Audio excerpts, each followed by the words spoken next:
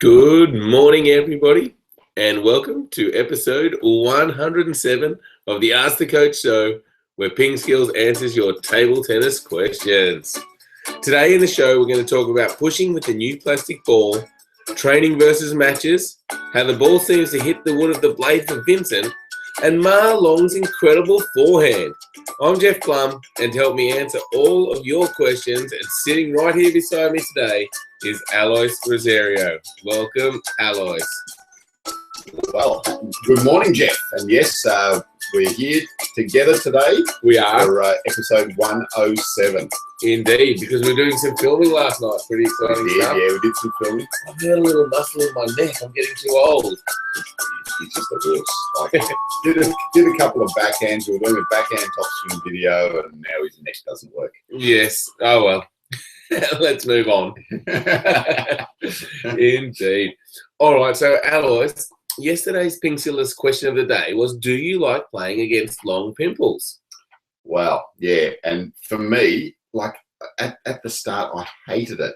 I used to just really feel uncomfortable and like unbalanced and hated it. But I remember towards the end, I actually quite enjoyed it. So I got to a stage where I enjoyed playing long pimples. I enjoyed playing whether they were up close or whether they were chopping. In fact, I probably preferred playing choppers that played with long pimples rather than inverted rubber, because you could just tell what was going to be on the ball with the long pimples. With the inverted rubber, they can make some subtle changes and try to control the spin a bit. But yeah, I actually enjoyed playing against long pimples more than inverted. What about you, Jeff? Yeah, similar. I think when you first start out and you're a young kid, you don't like all these old guys just beating you without playing any fast shots and just doing these weird shots. But yeah, as you get better, you learn to play against them, and then you do start to enjoy playing against them. Yeah, that's true. Indeed. All right. And I forgot to select the question, Alex. That's okay. Yes, anyway, let's just...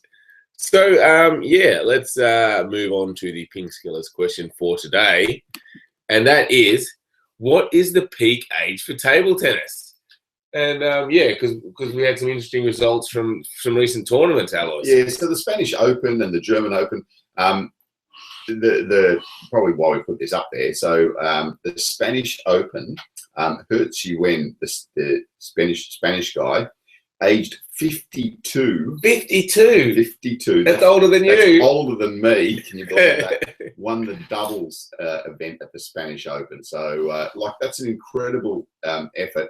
But 1 week earlier, we had Mima Ito, 14 years old, winning the women's singles at the German Open. So 14, 52, that's more than 3 times. 38 years difference. Yeah, more than 3 times her age, having success at the World Tour event. So, table tennis, sport for everyone. Absolutely. Yeah, so leave a comment. Go to pingskills.com, click on the blog link, and leave a comment to let us know what is the peak age for table tennis. So I don't think it's 14. I don't think it's 52. So it's got to be somewhere in between that, surely. Surely, indeed. Now, Brock always has some questions for us, Alois. He does. And he's got a lot of big friends. He does. Where do you go to find big friends? Jeff. So he says, I have a huge problem. I met a huge player. He's 6'9", close to 400 pounds, and looks like a bodybuilder. This sounds familiar. He trains strongman training, and his strokes are really powerful and fast because he has huge and powerful arms. Do you have any tips? No. Just run. Run. It's the fight or flight, and in this situation, it's the flight response that's required. You need to run, Brock. If you're gonna, even if you beat him, imagine that. You're gonna get pummeled into mush. Just run. Indeed. Now, on a serious note, though, Alois, being a bodybuilder and being really strong is not necessarily going to make you that powerful, is it? No, not necessarily. Yeah. So, the power comes from both strength and speed. So you have to have both of those things to generate power. So just because you're got a huge muscle mass doesn't mean that you're necessarily going to be faster. Yeah, so I mean, he might be, and then that's really scary. But yeah, just I mean, you don't be scared just because he's so big. Yeah, exactly. All right, now Daniel has also jumped online and asked a question using the Google Q&A app, which anyone can do by going to our PingSkills Google Plus page. He says, "Look at you guys together," and all. Love it. And wondered what do you guys live far from each other, and how long have you known each other, and what are your professions outside PingSkills? Okay. That's a lot of questions. Oh, Daniel, all right, that might take the rest of the show. Yeah, so I reckon we live about 60, 70 k's from each other. Yeah, something like that. 70 kilometres from each other. So that's a fair way. So both ends of Melbourne, basically. Yeah. But yeah, so Jeff comes here and we do some filming together, you know, in the shed. So yeah, that's why we're here together today. But how long have we known each other? How old were you, Jeff? Oh, like probably 89. You probably first saw me. You were 89. Yeah, I was 89. Really? Yeah. Jeez, you know, you're holding your age well, Jeffrey. No, in 1989. 26 years. 26 years. There you go. Tick. Did we get that one right? We did. And what are your professions outside of PingSkills? So I do table tennis coaching full time. Yeah. So coaching in schools, and I work with the Para program, and yeah, a few other bits and pieces. I do some private coaching. So yeah, what about you, Jeffrey? I work in IT. Hence the website. Indeed, yes. So there you go. All right. And Daniel also says we need to come out with a Better Days Will Come t-shirt. Oh, Better Days Will Come. Good suggestion. All right, we might get on to our t-shirt companies and see what we can do. All right. And Brock has another question. He says he's got a problem. His backhand is improved, but I have trouble to block fast smashes into my backhand area. I'm a good blocker on my forehand, but I often miss when it's on my backhand. Have you some tricks and tips I can try? Yeah, sometimes it's just a matter of your positioning. So I know I was exactly the same. So I liked the ball coming to my forehand, so I'd almost turn a little bit this way to my forehand side and be ready. So when the ball did come to my backhand, it was like I had to react quickly and try to cover it with my backhand. So the first one is just making sure that you're prepared for both sides. The second thing is when you are a little bit more worried about one side, you tend to tighten up with your grip, especially when the ball comes there. So try to remain or relax, or just feel how relaxed your hand is when you're actually making that block on the backhand side. And try to compare it to when the ball comes to your forehand. On your forehand, you've probably got a nice relaxed hand, nice relaxed arm. When it comes to your backhand, you might tighten up. So just try to feel the differences between those two sides. Yeah, and I'll put a link up to the backhand block lesson. Just watch that again and try and look at the tips and try and just make sure you got the stroke right. That's interesting, Alice, because I found the backhand block in particular was a bit more natural, because I think it was just more in your line of sight, whereas the forehand one is just a bit wider. So I actually found the backhand block a bit easier than the forehand block. Yep. So yeah, different players will have different responses there. So yeah, so just just firstly feel the tension in your arm. Yeah, good tip. Good tip. All right, let me move on to the next question.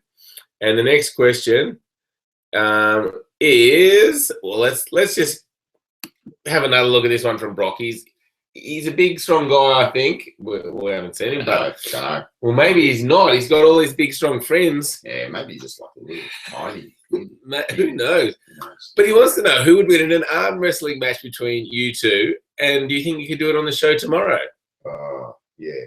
But we won't be together tomorrow. No, and I need time to prepare. Yeah, exactly. So no, we probably won't do it tomorrow. And who would win? I'm not sure. Wait, don't you just yeah, like that? Look at that. But I think you meant to do it from behind. But yeah, like that. Oh yeah, look at that. Strong. Yeah. Okay. Me. Yeah. Yeah. I don't think so. Who knows? All right. Valentine has asked the question. Yeah. It's great to see you together. Can you explain the effects of the anti-spin rubbers? Also, is a slow or fast table actually a thing? And what are some of the characteristics to look for when buying a table? Also, get well, Jeff. Yeah, my voice is a bit rusty, isn't it? Yeah. Thanks, Valentin. Yeah, just stay away with those germs. So firstly, the effects of anti-spin. So what anti-spin does is it reverses the spin on the ball. So when the ball comes to, I'll pretend this is anti-spin. When the ball comes into the bat, if it's coming in with some top spin, it'll hit the bat and keep spinning in the same direction. But now when it's going out towards you, it's actually got backspin on the ball. So we might do it this way. So it's coming. Yeah, get out of the way. So so it's coming in with some top spin. Because the anti-spin is slippery, it just slips off and keeps going in this direction. So now when the ball's spinning this way, going that way, it's actually got backspin. So basically it reverses the effect of the spin. So top spin comes in, backspin goes out, and vice versa. Backspin goes in, topspin comes out. So with a inverted rubber, it actually grips. So the ball grips in and kicks out that way. So in and out. Whereas with the anti-spin, it comes in and it's slippery, so it keeps rotating in the same direction. So yeah, so that's the effect of the anti-spin. I'm back. Great explanation. Thanks, Jeff. So is there such a thing as a fast or a slow table? Yeah, there is. So it depends on the wood basically, and the most important thing is the thickness of the top of the wood. So don't look at the side of the table. So the side of the table, they've often got, you know, like some skirts on it around there. So that doesn't really matter. It's the actual table top thickness. So have a look at that and you'll be able to see that on the table. So try to get something at least 16 to 20 mils thick. The better tables now have got 30 and even more mils. So yeah, so the thicker the top, generally the faster it's going to be, and also then the type of wood. But if you're looking for a table, the main thing to look for is the thickness of the top. The other thing you might consider if you are buying a table is just the portability of it.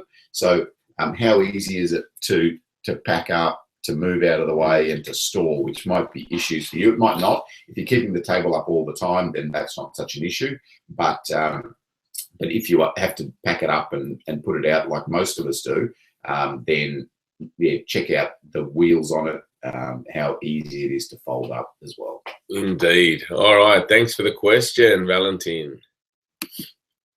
All right. Now, there's a few people using the Q&A app now. Yes, that's very good. Excellent. So the next question is from Tam, who says, "Hi, PingSkills. What are the components to have a forehand like Ma Long?" Oh, firstly, training. Yes. So yeah, Marlon's, I love his forehand. It almost like every time he gets into a forehand rally, that's it. Like he wins, and it doesn't even matter who he's playing. Yeah. So one of the real keys for Marlon's forehand is his leg power. So he's always down in a really good low leg position. So his power generates from the legs up through his body, and then he's utilizing a lot of rotation as well. So he rotates really well before the ball comes, and then he's using his arm. So it's a really fast arm action. It's really coming through fast, and he's also got the wrist snapping at the end. It's not much with the wrist, but it's all of those components of a big forehand that come together and make Marlon's forehand so strong. So it's his legs, his arm, his and his wrist, and his rotation of the body that really gets in there. Indeed.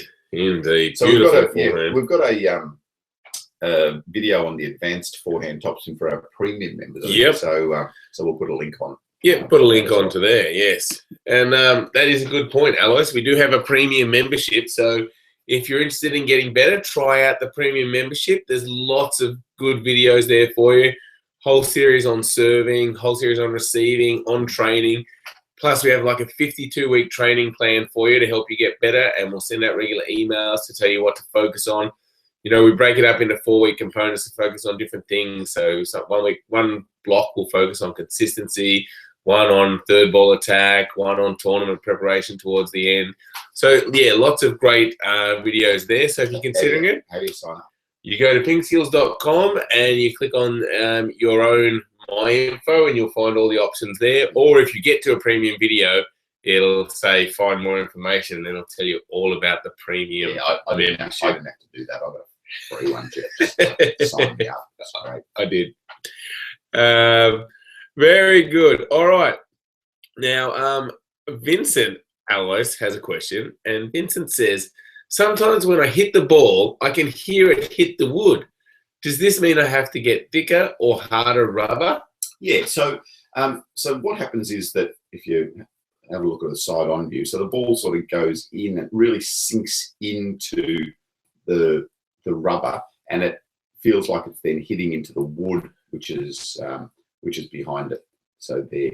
So one thing can be that you could get a thicker rubber, or you just get a better quality rubber, or it could just be that you're hitting the ball a little bit too flat as well. So depends on the rubber you've got, but if you brush the ball more, so then so you're not hitting the ball flat on, so the ball's not sinking straight into the rubber and straight through the rubber and into the wood.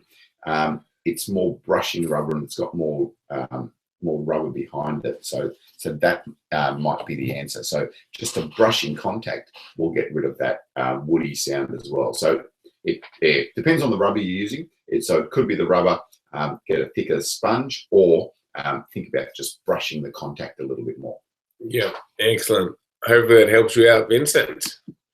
All right. Now, the next question is from Wilson, who says, I've been practicing the same routine, mainly footwork and third ball attacks. During the practice, I can execute the moves perfectly, but I could not perform the same way during tournaments. Do you have any suggestions I can try out? Yeah, so again, this is really common. So there's a couple of things to think about. So firstly is in your training, when you are training, try to put yourself under a little bit more pressures or different situations where it's a little bit more tournament-like.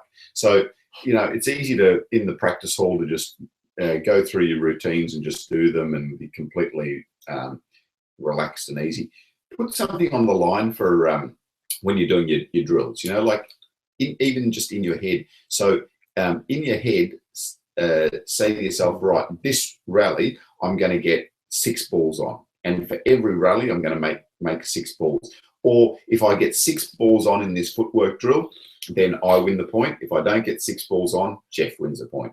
So doing that, you then start to put yourself under a little bit of pressure to get the ball on the table and to execute the drill better. So that starts to simulate a little bit more what it's like in a match situation. The other thing with your drills is to make them more random. So if you know where the ball's coming in your training drills, okay, that's good. And that's good for being able to groove your stroke and practice your footwork. But in a match situation, you don't know where the ball's coming. So there's also the decision making of watching where the ball's coming and deciding whether you're going to play a backhand or forehand, which way you're going to move, and then execute your stroke. So by setting up random drills, so drills where you don't know where the ball's coming, then again, it's simulating a little bit closer to simulating a match situation with your drills. So yeah, those two factors are probably the big things that change it between your practice and your match situation. Yeah, that's interesting, Alice. And we've done a video in the sports psychology section called Effective Training, which talks about bringing that training level closer to your match level. It's an interesting video. I'll put a link in the show notes. So yeah, Wilson, have a look at that video as well. And probably just one other thing is just maybe doing some more match drills. So match drills are drills where you're starting with a serve and a return of serve and then doing your drill. So even if you're doing a drill like forehand footwork, you could start it, forehand footwork. You could start it with a serve. So I'm just going to do my pendulum serve. My partner's going to push the ball over to my forehand corner. Then I do a forehand topspin from there, and then I continue with my forehand drill. So that's again something else that's going to get it closer. You're back. Something else that's going to get it closer to a match situation. All right. Hopefully that helps you out, Wilson. All right. Now the next question is from Giresh. Giresh. Don't know. Sorry. Phone us up and tell us. Giresh says, I'm not comfortable with the plastic ball. My topspin is very good, but the push is difficult. Do you have any suggestions for Giresh? Yeah, I think the plastic ball does tend to hold up a little bit, so it doesn't bounce through as much, especially on the short pushing. So it's just a matter of getting used to that different pattern. So at the moment, your head sees the ball coming here, and it thinks that the ball's going to come to there, but in fact, it actually does this. So it's a matter of just being able to adjust to that and coming in a little bit closer to make that push. As I said, just a matter of adjustment in your head of the flight pattern of the plastic ball compared to the celluloid. You'll get used to it. Don't worry. You will. Yep. Just keep practicing, working on it. Valentine has jumped on and asked another question. Alois, thanks, Valentine, for the question. He says, hi again. Somebody showed me a way to practice alone. It's basically multi-ball, but without having the ball fed to me by another person robot. What I do is I just drop the ball on the table with one hand and then execute the stroke. Do you think it's okay? Yeah, it's okay. It's a matter of what resources you have to you and how you can practice. So it's certainly better than not practicing. Yeah, the limiting thing with it is that you haven't got the force of the ball coming towards you. So which is different from a match situation. But yeah, I mean, if you just want to drop the ball and hit it, you can do that. But yeah, it's just a bit different because when someone hits the ball to you, it's coming to you at some speed, so there's already some rebound there. So you need to adjust to that pace. Whereas if you're just dropping the ball, it hasn't got any force coming into your racket, so it's a bit different stroke. So it's not the same. You don't get the same effect as a real ball coming towards you.